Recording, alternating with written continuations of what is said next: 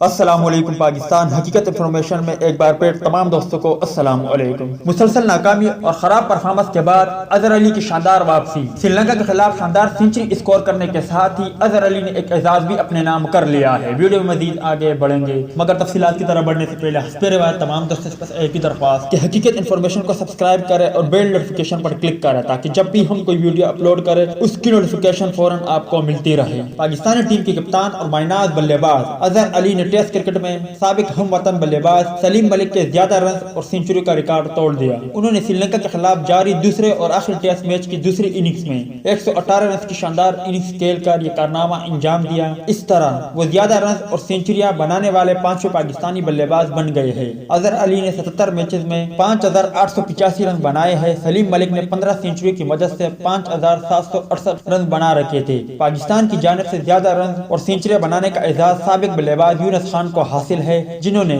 34 century کی مدد سے 10,099 رن بنا رکھے ہیں۔ تو دوست یہ تھی اظہر علی اور پاکستان کرکٹ ٹیم کے حوالے سے کچھ اپڈیٹ۔ امید کرتا ہوں آپ کو پسند آئی ہوگی۔ اس اپڈیٹ کے متعلق اپنی رائے کا اظہار کمنٹس باکس میں ضرور دیں۔